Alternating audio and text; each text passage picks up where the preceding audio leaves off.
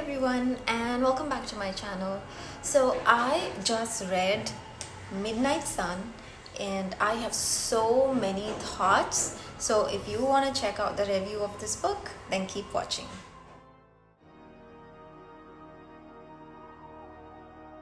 So Midnight Sun is basically Twilight, but from Edward's point of view. I thought for some reason that because this book is like so huge, it has over like 700 pages, I assume that this is going to be the entire Twilight saga. So Stephenie Meyer somehow managed to stuff the entire story into this one book, and I was totally wrong. This is only Twilight from Edward's point of view, and if you already knew that, then kudos to you. I think I was just being stupid. So I have so many mixed emotions about this book. So I liked some part of it and I didn't like some part of it. So I'm just gonna talk you through those things right now. So before you read the book, or if you plan to read the book, or if you're thinking whether to read the book or not, these tips might like give you an idea and you can take a call after that. And so I read Twilight a long time back when it was released, and I don't think I ever reread it. I've seen the movies though, so I was kind of hoping that this book does not ruin the reputation that Twilight had. I actually did not expect too much from it as well, because I remember when I read 50 Shades of Grey, and then which was already not that great from my point of view, but then I read Mr. Grey and that's it. I hated Christian from the bottom of my heart for some reason. I just hated his thoughts. I didn't want to be inside his mind. I just wanted to come out of it as soon as possible. So I was really scared that Edward is going to end up being Mr. Grey for me. And I picked it up with I was actually thinking whether to read it or not, but then I really wanted to read it so I could review it for you guys. So I went ahead and just read it. So let me first start with Edward. So Edward spends half the time being stalkerish, being creepy, sitting in Bella's room when she doesn't know he's there, trying to think about how he can kill her, trying to think about how he can feast on her blood. And this is what you read like half of the book, and I got really tired of it after a point. Why was Edward being so creepy and stalkerish? I mean, I get it, he's a vampire, but that doesn't necessarily mean that he be this stalkerish. And I was actually annoyed by Bella from the Twilight saga.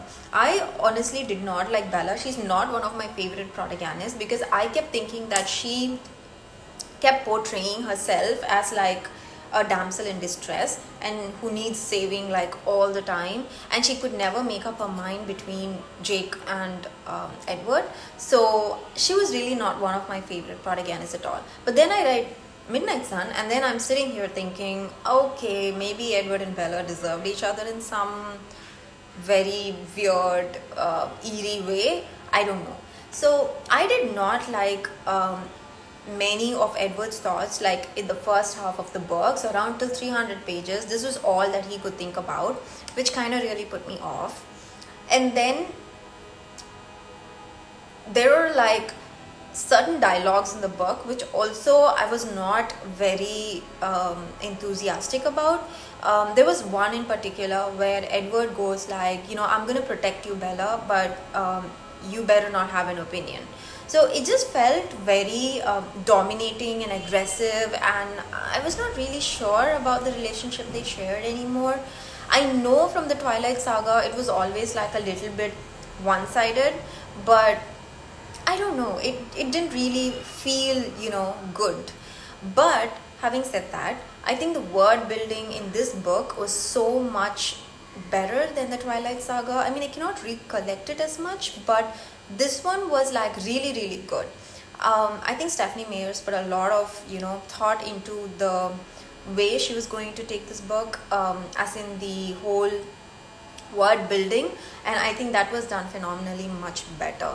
So that kept me invested in the book, and I just wanted to read those beautiful lines which came here and there, and I think that's why it was worth okay-ish.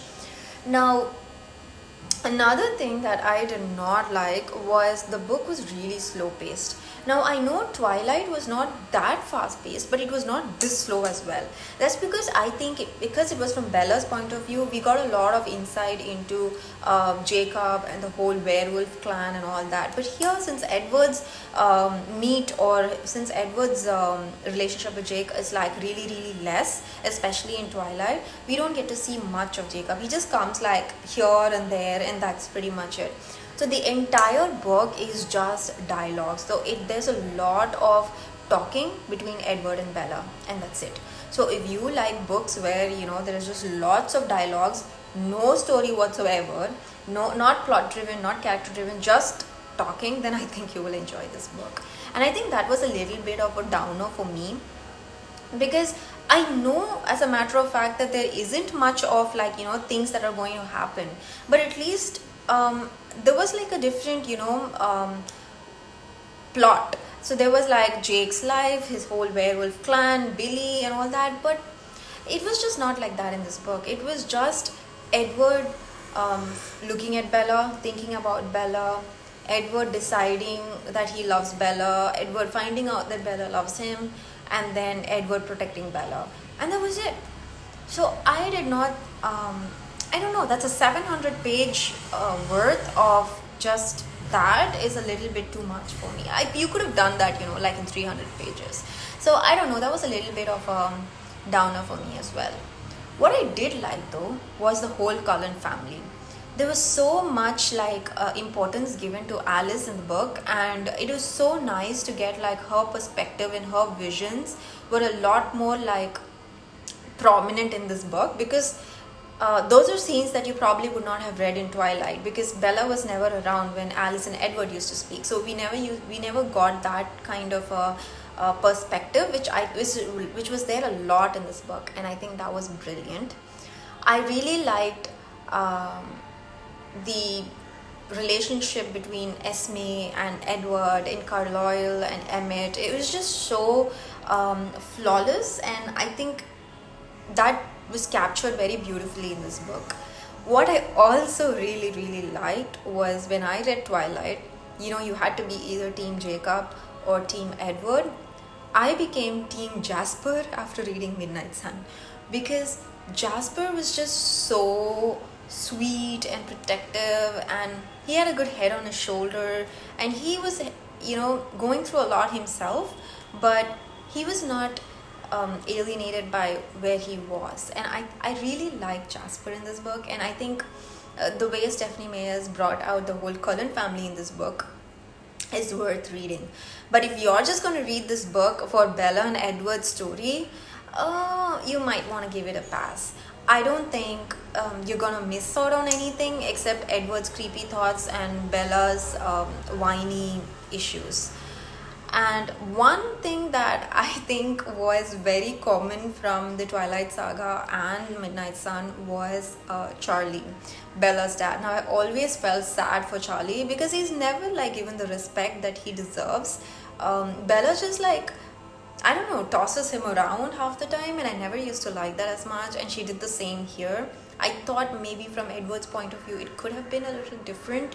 Maybe he shows a little bit of more interest in Bella's family than her, but it was there at some points when Edward met Renee, who's Bella's mom, and all that. But then, and when Carlisle talked to Charlie towards the end, there was some level of involvement, but I still felt like Charlie didn't get what he deserved at all, even from this book. So overall, if you are a crazy Twilight fan and you just have to read it, then go ahead and read it. There's nothing that's going to stop you from doing that. If you're on the fence and you're not really sure, but you do like the Twilight Saga, you can read it for the Cullen family and Jasper, especially in Alice's visions and all that. If you're just an Edward Bella fan, then you're gonna read it anyway.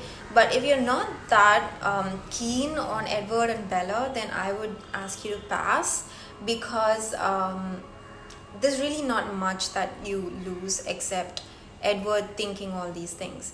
And that's another thing, which I would think that after like 100 years, of, you know, being a vampire, Edward would have like known how to zone out teenagers, but he's just sitting there in the first 100 pages listening to teenagers think about every damn thing from like the cafeteria, and I'm like not interested.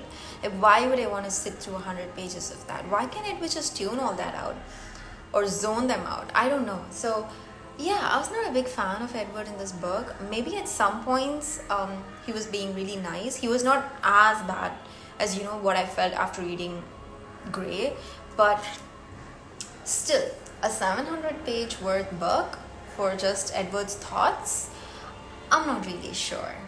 But then again, I leave it up to you. If you have read the book and you have maybe a different opinion, or you agree with my opinion, let me know in the comments below.